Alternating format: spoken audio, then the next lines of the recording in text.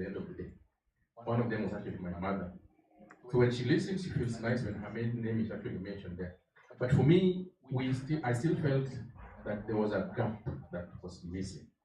Because when somebody dies, somebody you've been with for the last, say, 40 years, 30 years, 15 years, you may want to talk about them. But now the available channels then did not give us enough opportunity to be able to actually talk about the people we love most, to be able to pay tribute to them, to be able to talk about them in a compassionate way.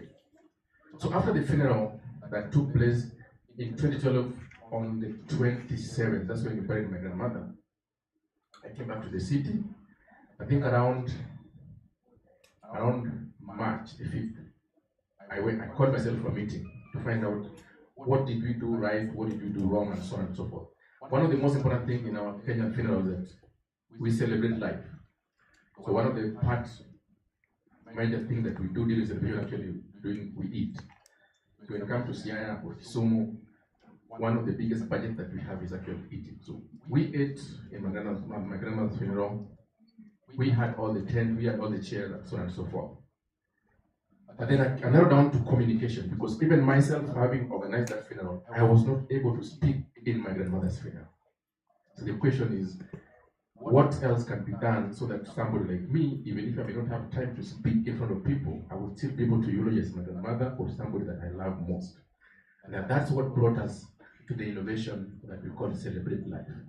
It is accessible through the website, celebratelife.co.ke. Now, what Celebrate Life does, for those who understand obituary in the newspaper, it does the same thing, but there's an improvement.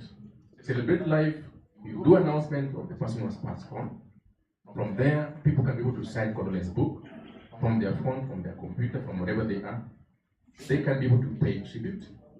They can be able to sign condolence book. They can be able to light candles. They can be able to have the photos and image of this person who has passed on. In the process, while the planning is going on, a number of things still go on in terms of communication. People want to do what we call the eulogy books. People want to do the e-posters. All that is found within that.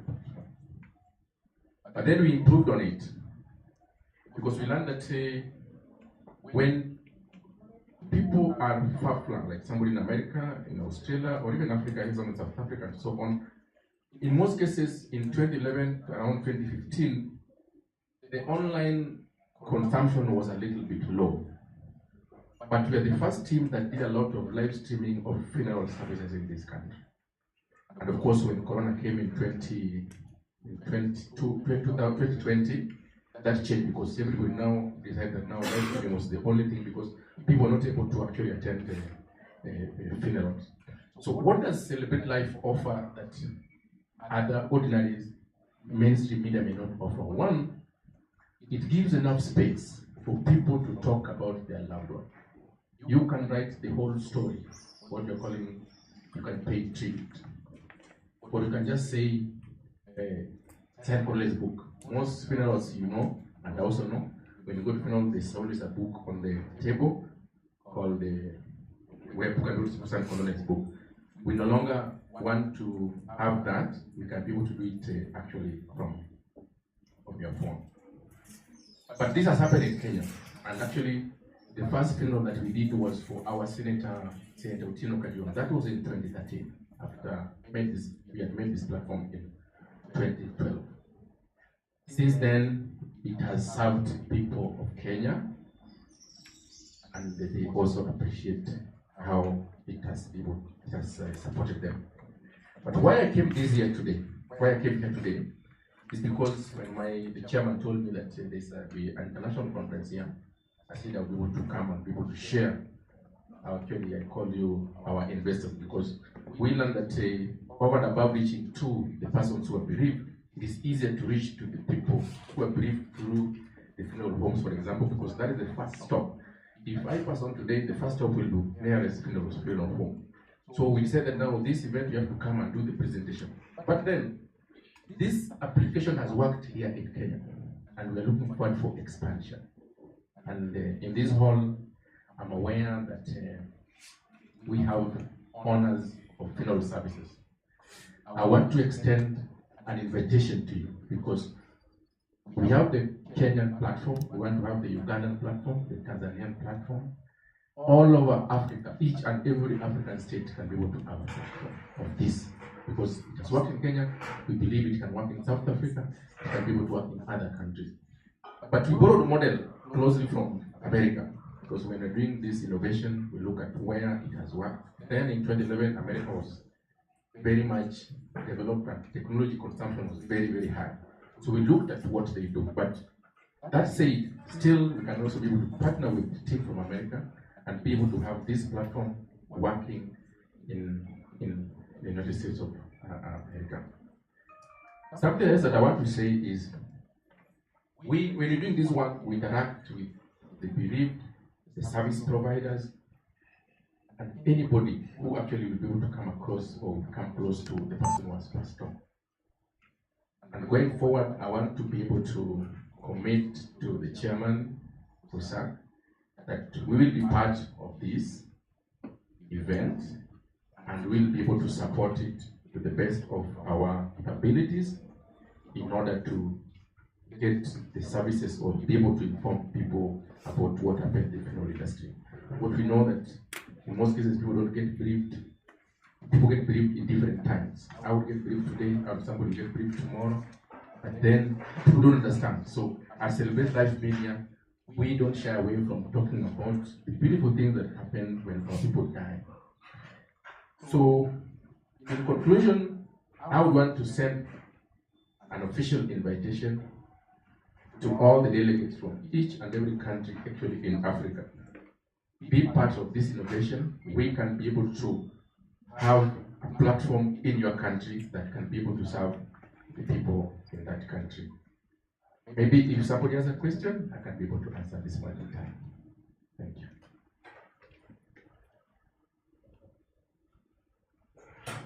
Anybody by show up? If there be no question, then that ends my presentation. Thank you so much.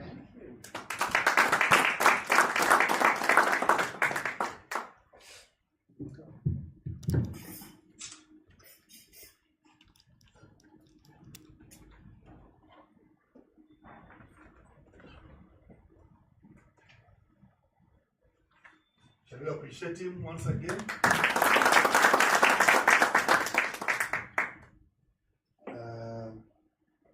We are doing very well. We are saving on time.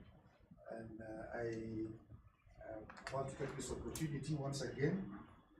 I want to bring to us an agri-ecological friendly green burials expert. This lady happens to be a biology teacher and agriculture. She's combining biology and agriculture. And so I want to bring her to us. And in the process, as she will be doing her presentation, there's something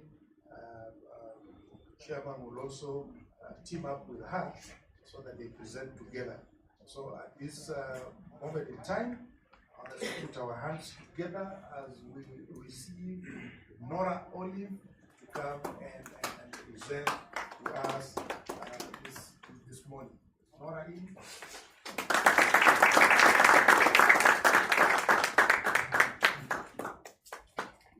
Of course, she's beautiful. Please clap for her.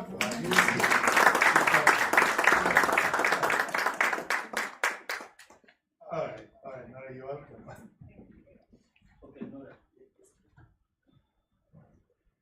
Thank you very much.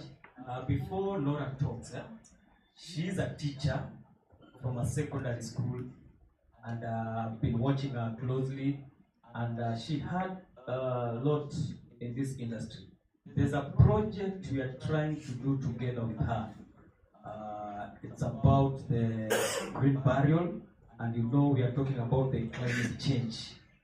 So I know when we team together, with the support of all these delegates, we shall go far, because there's a lot of money in that climate change, especially in the whole world, because people are now talking about the the climate summit. So there's a project we have already started with them, and it's going to be a very massive and huge big thing. I developed interest there because of the passion and interest she has developed, especially on the issue of green burial.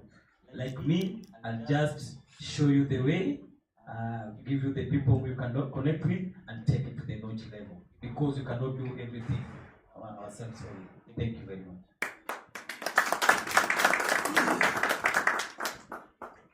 So I'm really humbled to stand in front of you, and I'm more humble that you called me an expert. And that is a dream that will hopefully come true very soon and one day. And above all, I want to thank God for this opportunity.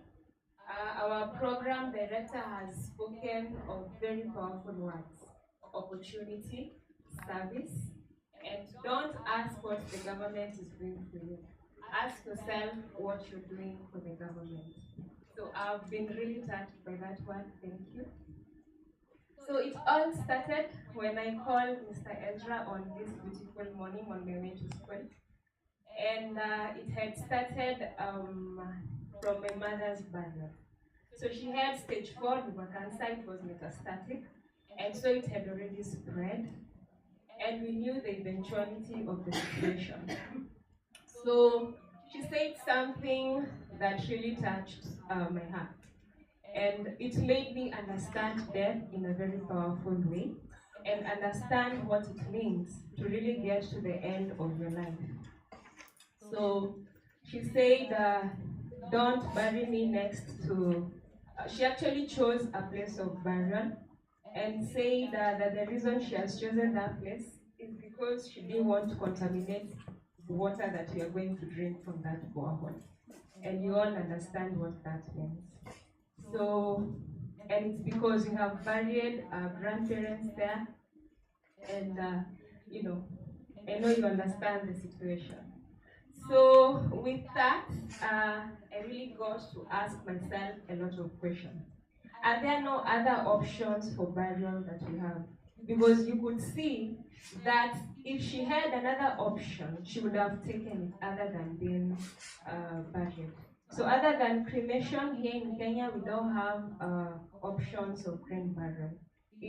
I know people have knowledge about it, people are educated, not all, but most are. Like here, I know all of you know about green burial, it's not a new thing. But when you come to the ground, things are a bit different. When you come to a funeral home here in Kenya and you ask them, what other options do I have? That is not there, other than being embalmed and being, and carrying out cremation. So that is what really hit me hard, that we should have more options. And that is where green burial came in. So with that, I felt compelled to call Mr. Ezra, and I wasn't actually sure that he would pick up my phone call. I had Googled him up, and so I found his number on Google, and then I called him, and he listened patiently to what I had to say, and he said, that is a great opportunity that you have there, and you can work on it. And I'm so grateful, Mr. Ezra. And when it comes to green burial, we are talking more about providing the other options that you can have to avoid putting a lot of emphasis to embalming and cremation, because you can imagine, like last year, how many people died? 61 million when you look it up. But that is not all doom and gloom, because again we had 134 million babies being born. So people are leaving the world each and every other day. Like last year here in Kenya, we had a statistic number of 400,000 people dying, although not all people usually accounted for, because when you go to the rural areas, not all people get to be registered as, and have death certificates. And so, having that in mind, you really need, you really get to see why having other options is very important, and especially those that we can really get to look at the environment because we want to leave the earth better than we found it, if at all we have an option. And I believe that we do have.